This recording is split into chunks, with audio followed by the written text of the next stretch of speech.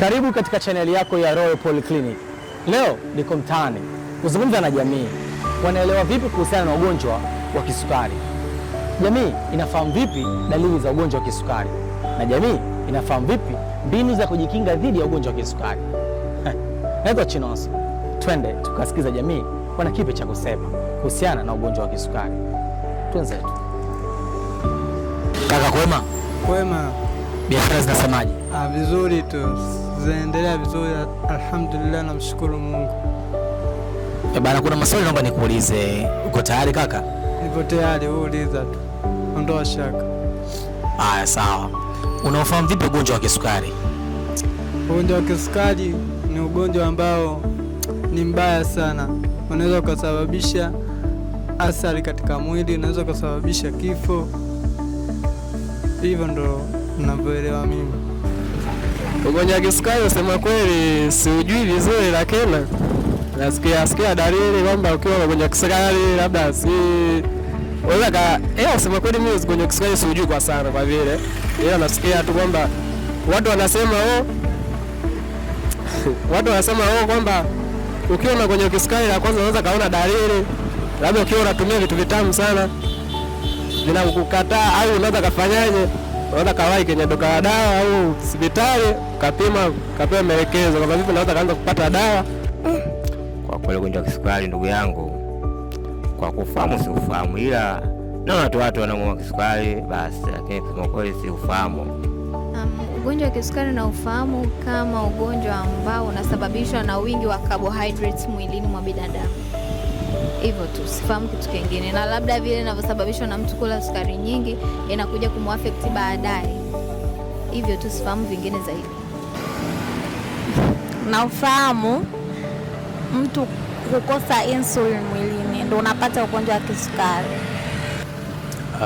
Kwa haraka ninapofahamu ugonjwa wa kisukari naweza kusema ni hali ambayo inatokea tezi za insulin zinashindwa kufanya kazi vizuri, hivyo inapelekea damu kuongezeka sukari kupita kiasi. Kwa ninavyofahamu mimi. Unazifahamu dalili za ugonjwa wa kisukari? Kwa kweli sizifahamu sana, lakini na kwa ninavyosikia sijui zinakuwa kwenye mkojo, sijui mtu ana sweat sana, zingine zote sizijui, na hisi tu hizo kwa ninavyosikia, kwa sababu sijawahi kumuona mtu mwenye ugonjwa wa kisukari.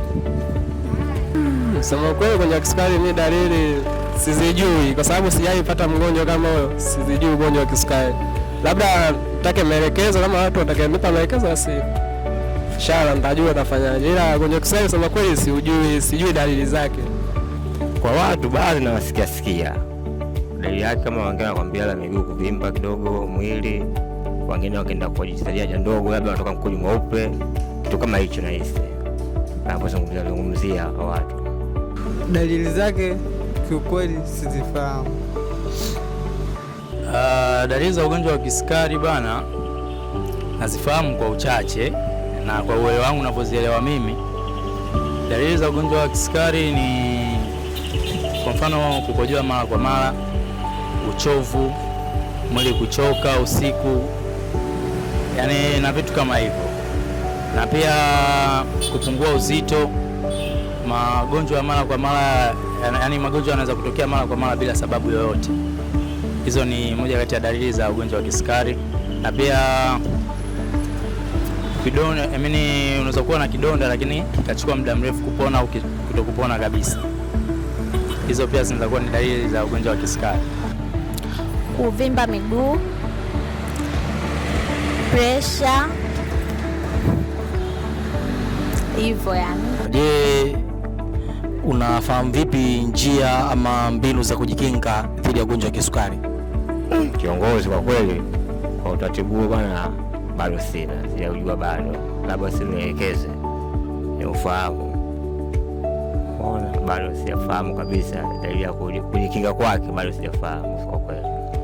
Kula vitu ambavyo havina sukari, kula vyakula vyenye mfano matunda, kula mboga unaweza kusaidia kuondoa sukari katika mwili. Sema kweli sijawahi kusikia kwamba namna gani unaweza kujikinga, na hiyo bado sijasikia. Tunajikinga tusile vyakula vyenye sukari, tufuatilie tupangilie milo ya vyakula kama protini, tupunguze mafuta. Ya, mbinu zipo. Mfano ukitaka kujikinga na ugonjwa wa kisukari, unaweza ukatumia lishe bora, ukawa unakula vizuri, ukawa unapata lishe nzuri. Kwa mfano vyakula vya protein hivi, mboga hizi, matunda. Hizo ni moja ya sababu ambazo zikakupelekea kujikinga na ugonjwa wa kisukari. Kwa mfano pia unaweza kusema kufanya mazoezi kwa wakati, kubalance uzito. Hiyo inaweza kusababisha wewe kutokupata ugonjwa wa kisukari. Njia zipo nyingi. Cha kwanza, kusikiliza ushauri wa madaktari, kuzingatia mlo kamili, kufanya mazoezi, na hisi hivyo tu, labda nakula vitu natural hivyo. Sasa basi, naomba turudi katika kituo chetu cha Royal Polyclinic ili tukazungumza na daktari atueleze na atupe majibu sahihi na ya kina zaidi kuhusiana na ugonjwa wa sukari. Tuanze. Ugonjwa wa sukari huanzia pale ambapo kiwango cha sukari kinakuwa kimezidi kupita kiwango cha kawaida katika damu, na mwili unao mfumo maalum ambao wenyewe kazi yake ni kudhibiti kiwango cha sukari katika damu, ambapo hufanya kazi kwa njia ya homoni ijulikanayo kama homoni ya insulin, ambayo huwa inazalishwa katika kiungo ambacho kinajulikana kama kongosho. Kwa hiyo pale ambapo kunakuwa kuna hitilafu katika mfumo wa kuzalisha homoni ambayo insulin inayodhibiti kiwango cha sukari katika damu, au pale ambapo homoni inapotengenezwa lakini ikashindwa kufanya kazi husika ya kudhibiti kiwango cha sukari katika damu, ndipo ambapo ugonjwa wa sukari huanzia hapo. Sukari tunaweza tukaigawanya kirahisi katika makundi matatu, ambapo kundi la kwanza mara nyingi huathiri vijana, na ili hutokana na kongosho kushindwa kuzalisha insulini ya kutosha, ambacho ndiyo kidhibiti cha sukari katika mwili wa binadamu. Na aina ya pili ya sukari kutokana na kongosho kuzalisha insulin, lakini insulini hii haiwezi kuwa kiwango cha kutosha katika kudhibiti sukari. Kwa hiyo insulini inazalishwa kwa kiwango kidogo ukilinganisha na kiasi ambacho kinahitajika katika kudhibiti sukari ndani ya mwili. Na aina ya tatu ya sukari mara nyingi wapata hasa wanawake katika kipindi cha ujauzito kutokana na mabadiliko katika mfumo wa homoni, lakini baada ya kujifungua hali inaweza karudi katika hali yake ya kawaida. Katika aina zote za ugonjwa wa sukari kama nilivyozielezea hapo awali, sababu kuu au viko vyanzo ambavyo vinasababisha, na sababu kuu ni mfumo wa maisha ambao tulionao, kwa sababu watu wengi huangukia katika aina ya pili ya sukari, ambayo kongosho inafanya kazi ya kutengeneza insulin, lakini haifikii kile kiwango cha kubadilisha sukari iliyokuwa katika mwili kupeleka katika matumizi.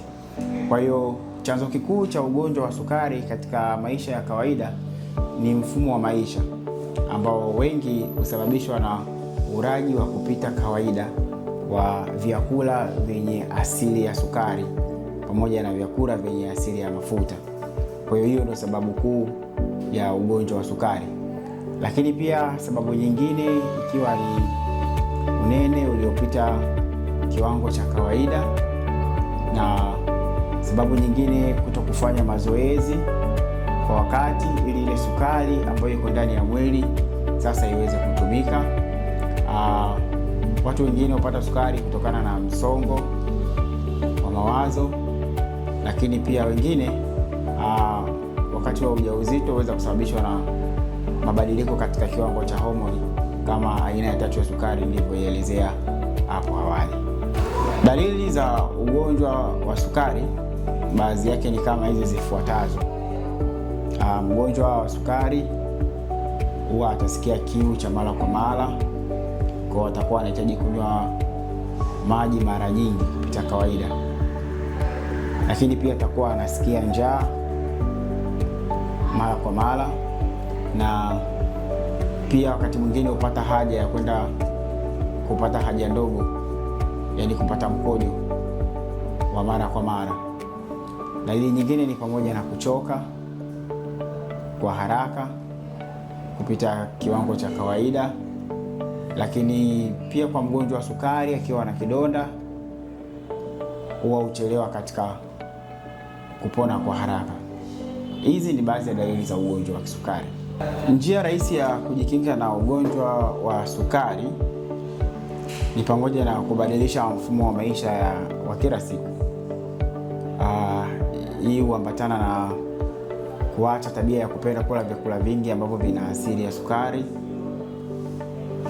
lakini pia kujenga tabia ya kufanya mazoezi mara kwa mara ili kupunguza kiwango cha sukari na kutumia ile sukari ambayo tayari ipo katika mwili. Lakini pia njia kubwa ya kuweza kujikinga ni pamoja na kucheki afya mara kwa mara. Na imani tumejifunza vitu vingi sana na tumepata elimu kubwa sana kuhusiana na ugonjwa wa kisukari.